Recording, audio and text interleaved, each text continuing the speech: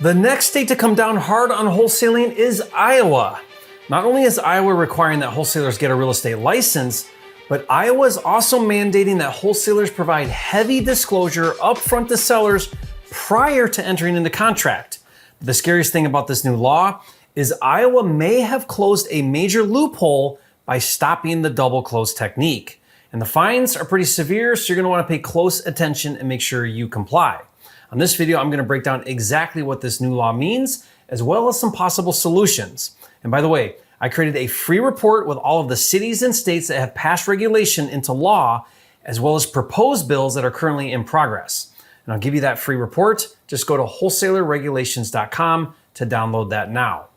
Known as HF 2394, this bill was jammed through fast. It was introduced on February 8th this year. It passed the House February 19th. Then it passed the Senate March 4th, and it's just waiting for the governor to sign into law, which I imagine will be any day. And then it goes into effect July 1st, 2024. So this one is pretty much a done deal. Now, let's take a close look at this law. First, it defines what a wholesaler is, as well as the definition of the practice of wholesaling. It says, wholesaler means a licensee or a person represented by a licensee who holds an equitable interest but not legal title in a residential property for the purpose of selling the equitable interest to a buyer. Now, I've covered extensively all of these laws and regulations between the different cities and states, and this is perhaps the most inclusive definition I've seen so far. Let's look closer at this definition. First, it says a licensee or a person representing a licensee. That's referring to the wholesaler as a license holder because later it says a wholesaler has to be licensed. Then the next part is absolutely crucial. It says, who holds an equitable interest but not legal title. Now it's interesting that it defines wholesaling not in dealing with contracts like Virginia and Illinois and most of the other states. It defines wholesaling as having an equitable interest.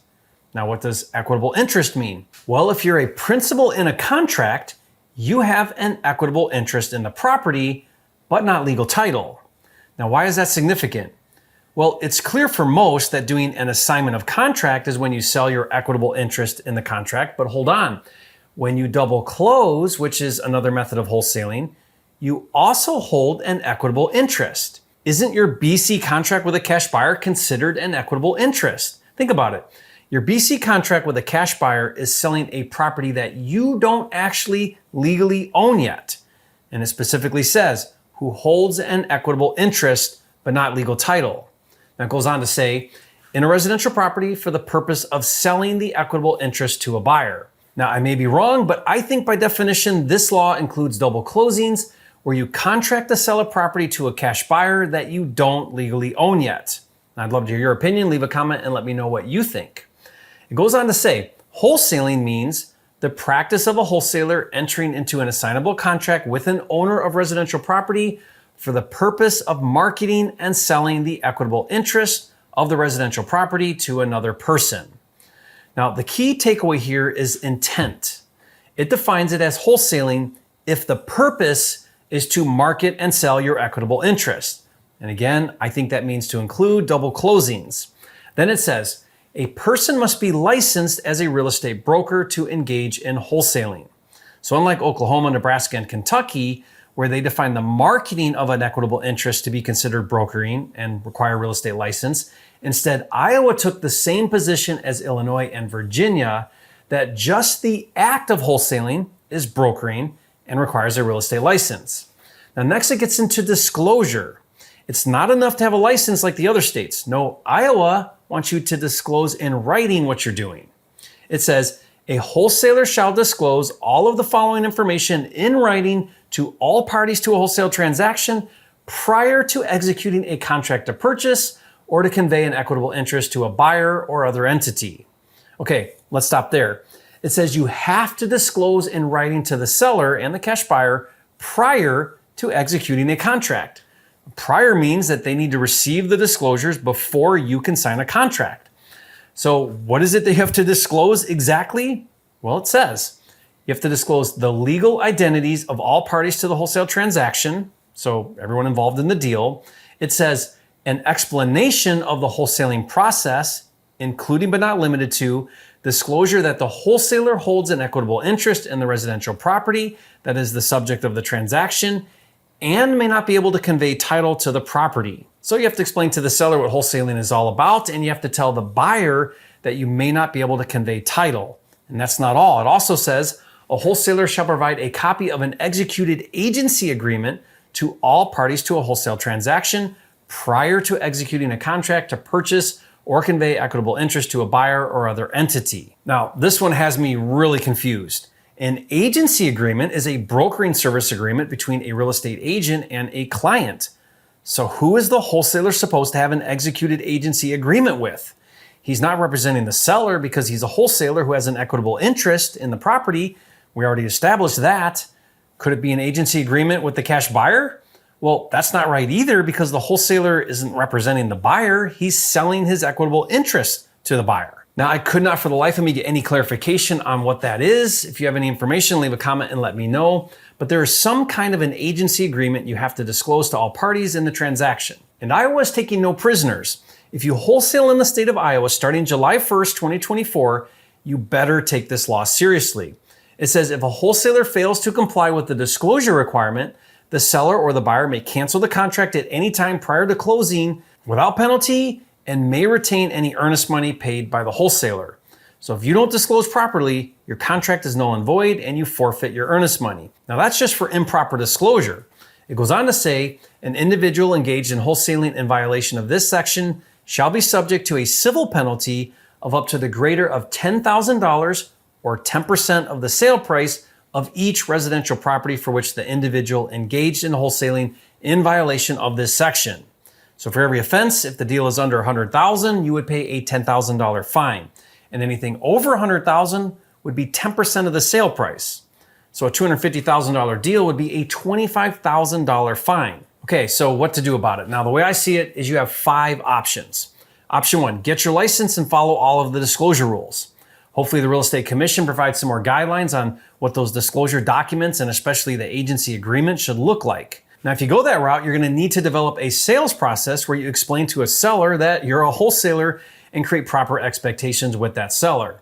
But I think there's ways to do that. You could simply say, Mr. Seller, I may not be the one who actually closes and takes title. I work with a group of investors and one of them may step in and take my place as the buyer and close on the property directly with you. Now, this is known as wholesaling, and it's where I sell my position or what's called equitable interest to another buyer for a fee. Basically, my investor pay me to find and source them deals like this that they can fix up and rent or flip. Now, here's the thing. If I do that, it won't impact you at all. Whatever price we agree on is the price you get at closing. My buyer pays me, so you don't have to worry about a thing. Okay, now option 2 is you might be able to double close. Now, I know that's what the entire wholesaling community automatically turns to as the loophole to all these laws. But as I explained, I think their intention how this bill is written is to include double closings. But I may be wrong, and it'll probably take case law before we find out how this law is interpreted by the courts. Now, one thing is for sure, a double closing is going to be extremely difficult to enforce because it's 2 separate closings, and without disclosure, the seller doesn't know that you're selling your equitable interest, and neither does the buyer. Now, years ago, I foresaw the day where the assignment would become increasingly more difficult, which is why I started a transactional funding company to do double closings for my students. Now, to find out how you can use my money to fund your first double closing for free, register for free training to get all the details, go to usejerryscash.com. But do so at your own risk. You've been warned. There is a possible third option, and again, I'm not totally convinced it's a viable loophole, and that is to follow my LLC flipper technique. In a nutshell, you set up a designated LLC for each transaction you do. Then rather than assigning or double closing on the property, you sell the membership rights to your LLC to a cash buyer. In other words, you sell your entity to a buyer and then the entity is the buyer of contract with the seller.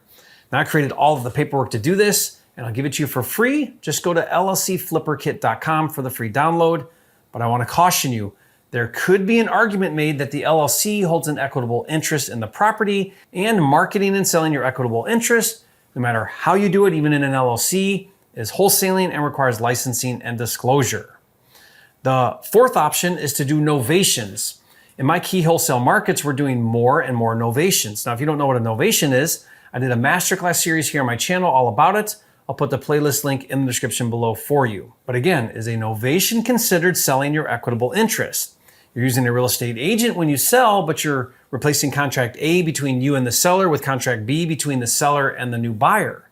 Novations are not quite wholesaling, but that still seems like it would be considered selling your equitable interest. I'd love to hear your opinion. Leave a comment. The fifth option is to move further away from wholesaling and closer to flipping by doing what we call a wholetail. Now, this is where you contract to buy with a seller, but then you do not market or sell your equitable interest. Instead, you close and take title without a predetermined buyer. Then you could do a trash out, maybe clean it, and relist it for sale on the MLS. Now, I'm not talking about renovating and flipping. I'm talking about the closest thing to wholesaling, which is just to buy a property and then turn around and sell the property. Just understand this. Once you purchase the property, you go from equitable interest to legal owner of title. So when you resell it, you're selling your legal rights to the property, not equitable interest. And that's important. The key distinction between a double closing and a wholetail is with a wholetail, you don't market or resell the property until after you close and take legal ownership. I hope that makes sense. To do this strategy, you're going to have to be well capitalized because you'll be in the properties for 30 to 60 days before you resell them. Now, my personal opinion is this is the direction we're going with wholesaling. Now, I've been right so far about every prediction I've made with wholesaling regulations so far. Eventually, they will close the loopholes with double closings and selling LLCs, especially if we continue to sit on our thumbs while NAR and the other anti-wholesalers steamroll our industry with these ridiculous laws. And don't think this is it. There are 2 more states that have recently passed regulation that I'll be covering shortly, and several other bills being proposed by other states. And again, like I mentioned earlier, to help you stay on top of all of these bills and laws being passed, I created a free report that I'll give to you for free. Just go to wholesalerregulations.com. And that brings me to the last thing that I want to talk to you about. I'd like to ask for your support. I started a national association of wholesalers. The goal is to become unified as an industry, raise the bar for wholesaling ethics, bring awareness about the service we provide, have a seat at the table with legislators, and fight to preserve and overturn unconstitutional laws that are being passed. Aside from just getting the association formed and started, I haven't done much else because I need more support. So if you're interested in learning more, pledging your support and joining in the cause, go to nrewa.org and ask to join the mailing list. And I'll see you on the next video.